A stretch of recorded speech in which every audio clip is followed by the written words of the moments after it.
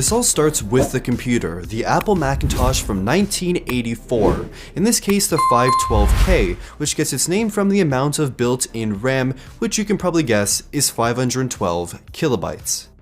This computer in the 80s was pretty expensive for a lot of people at a price of $2,795 US, which is equivalent to $6,443 today. This was sort of the standard price for a PC back in the 80s, if not a bit cheaper, but the 512K actually had a trick up its sleeve compared to other PCs. It had a graphical user interface. Now, Apple didn't actually totally invent the whole graphical user interface for desktop computers, but made it incredibly popular and more approachable. The first main computer with a graphical user interface was the Xerox Star. However, it actually cost a lot, it was totally niche, and really nobody bought it. The display screen shows your working environment. We call this the desktop. It is an electronic analog for an office.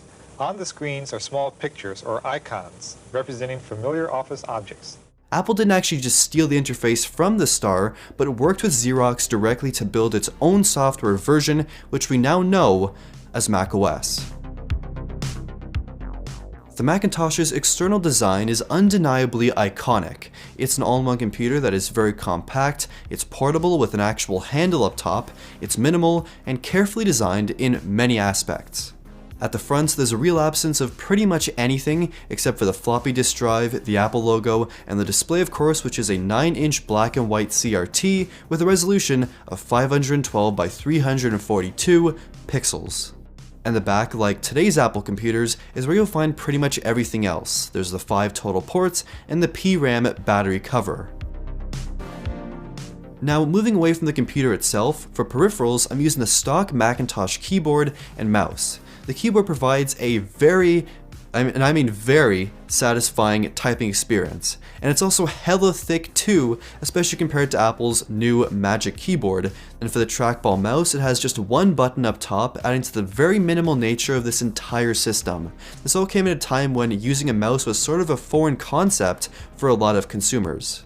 Now, also with the system, I have my floppy disks, of course, and floppy disks with the Macintosh are used for both program access and file storage. This computer also came out at a time when email, cloud storage, and easy file transfers weren't totally easy, so we're dealing with printing and faxing a lot of stuff. So part of my setup, I also have the Apple Image Writer 2 printer. And this printer came out actually a year after the 512K was released and used a process called dot matrix printing.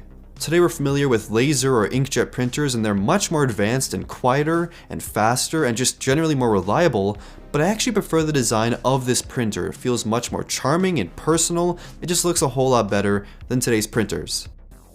I also have a few other key desk essentials here too, like this highly adjustable, very flexible task lamp for working into the late hours of the night, and next to my computer, I keep this very minimal Braun clock. And even though it's missing a piece up top, I like the clean design and the Braun clock face.